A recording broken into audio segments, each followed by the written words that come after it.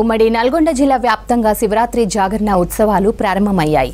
ఉదయం నుంచే భక్తులు ఆలయాలకు క్యూ కట్టారు. శైవ క్షేత్రాలన్నీ భక్తులతో కిక్కిరిసిపోయాయి.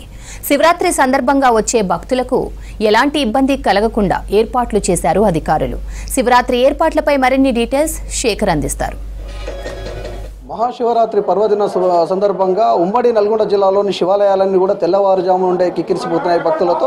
తెల్లవారుజాము నుండి భక్తులంతా కూడా భక్తి శ్రద్ధలతో స్వామివారిని దర్శనం చేసుకుంటున్నారు. ఉమ్మడి నల్గొండ జిల్లాలోని యాదగిరిగుట్ట, చెరువుగట్టు, అదేవిధంగా తవ్వకాల్లో బయటపడ్డ రాచకొండలో తవ్వకాల్లో బయటపడ్డ శివలింగంతో పాటు పచ్చల సోమేశ్వరాలయం, ఛాయ సోమేశ్వరాలయం, ఇక పిల్లలమరితో పాటు అటు సూర్యాపేట జిల్లాలోని పెద్ద ఎత్తున శివాలయాల్లో భక్తులందరూ కూడా తెల్లవారుజాము నుండే వచ్చి స్వామివారికి ప్రత్యేక పూజలు చేస్తున్నారు. ఈ శివరాత్రి సందర్భంగా స్వామివారికి ఒక్క పొద్దుతో పాటు ప్రత్యేక పూజలు చేస్తే చేసిన పాపాలు తొలగిపోవడంతో పాటు వారికి మంచి జరుగుతుందని భక్తుల్లో ప్రగాఢ నమ్మకం. దానిలో భాగంగా పెద్ద ఎత్తున ఈరోజు భక్తులు లక్షలాది మందిగా వస్తూ ఉంటారు. వాళ్ళకు వచ్చే భక్తులకు ఎలాంటి ఇబ్బంది కాకుండా కనీస సౌకర్యాలు కల్పిస్తున్నారు పాలక మండలి అధికారులందరూ కూడా. ప్రస్తుతం మనము ఛాయ సోమేశ్వర ఆలయంలో ఉన్నాం. చరిత్ర గల ఈ టెంపుల్కు సంబంధించి లక్షలాది మంది భక్తులు ఇక్కడ స్వామివారిని దర్శనం చేసుకుంటారు. దానికి సంబంధించి ఏర్పాట్లు ఎట్లా ఉన్నాయి మనతో పాటు మాట్లాడేందుకు ఆలయ అర్చకులు ఉన్నారు. స్వామి, ఈరోజు ప్రత్యేకత ఏంటి? ఓం నమః శివాయ. శ్రీ శ్రీ ఛాయా సోమేశ్వర స్వామి దేవస్థానం అండి.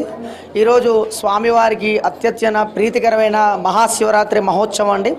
ఈరోజు తెల్లవారుజామున 3 గంటలకు ప్రధాన గర్భాలయంలో అభిషేకం కార్యం నిర్వహించుకొని అలంకరణ చేసిన తర్వాతకి మనకు యథావిధిగా అభిషేకాలు కూడా కొనసాగుతున్నాయి. బయటలో ఉన్నట్టు కూడా ఉపాలయము ఆత్మలింగ దగ్గర అభిషేకాలు కూడా కొనసాగుతాయండి.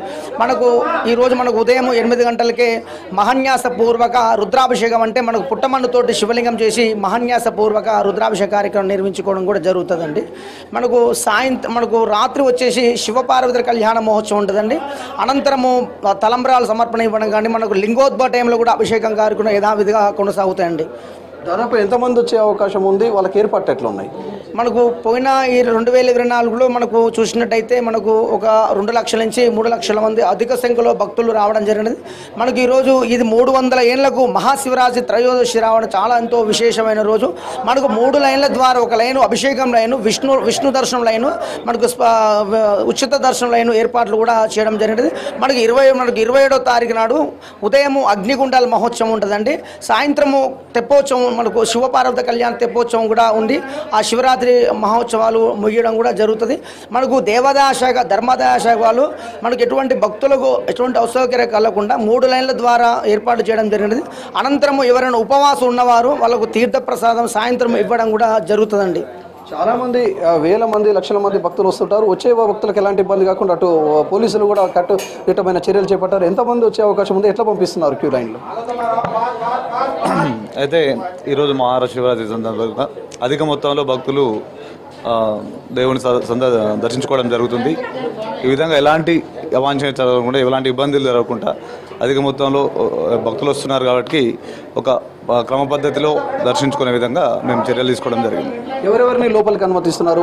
పార్కింగ్కు సంబంధించి వాహనాలు లోపలికి వస్తున్నాయి, లేకపోతే బయటనే పార్కింగ్ ఏర్పాటు చేస్తున్నారు? మేము ఎవరిని కూడా అనుమతించడం లేకపోతే, కాకపోతే వివిఐపీలు, మరి కలెక్టర్ కావచ్చు, మరి ఎస్పీ గారు కావచ్చు, మినిస్టర్ గారు, అలాంటి వెహికల్ ఏమైనా వివిఐపీ మాత్రం లోపలికి అనుమతించడం జరుగుతుంది. మిగతా ఎవరికి ఎలాంటి ఇబ్బంది కలగకుండా వెహికల్ అన్ని ఒక పార్కింగ్లోనే ఉంచే విధంగా చూసుకుంటున్నాం.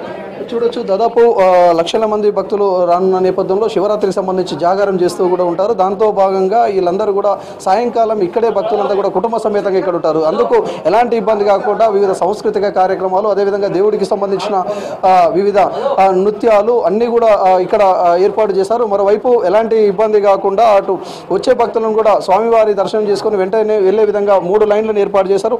అన్ని టెంపుల్లలో కూడా ఇదే పరిస్థితి. ఇక హుజూర్ నగర్ సంబంధించి మేళ్ల చెరువులో ఉదయాన్నే తెల్లవారుజామున మంత్రి ఉత్తమ్ కుమార్ రెడ్డి దంపతులు స్వామివారిని దర్శనం చేసుకున్నారు. ఇక నల్గొండ ఛాయ సోమేశ్వర ఆలయంలో జిల్లా కలెక్టర్ లీలా త్రిపాఠి ప్రత్యేక దర్శనం చేసుకున్నారు. ఇక వచ్చే విఐపీలకు, వివిఐపీలతో పాటు సామాన్య భక్తులకు ఎలాంటి ఇబ్బంది కాకుండా తాగునీటి సౌకర్యం అన్నీ కూడా కల్పించారు. మరోవైపు స్వామివారికి ఈరోజు ప్రీతికరమైన రోజు కావడంతో ప్రత్యేక పూజలు చేస్తూ ఉంటారు. ఇక అలంకరణకు సంబంధించి కావచ్చు, ఇతరులను కూడా బయటనే ఇంకా మరో గుడి ఉంటుంది ఇక్కడ. ఆ గుడిలో ప్రత్యేకంగా కూడా అభిషేకం చేసే విధంగా ఏర్పాటు చేశారు. ఈరోజు ఈ మహాశివరాత్రి సందర్భంగా అటు టెంపుల్లో అన్ని అంటే లైటింగ్తో పాటు అద్భుతమైన మొత్తం కూడా అద్భుతంగా కూడా తీర్చిదిద్ది వచ్చే భక్తులకు ఇబ్బంది కాకుండా అన్ని చర్యలు చేపట్టారు అటు అధికారులు, పాలక మండలి. ఇది శివరాత్రికి సంబంధించిన అప్డేట్. కెమెరా పర్సన్ రఘుతో శేఖర్, V6 న్యూస్, నల్గొండ జిల్లా.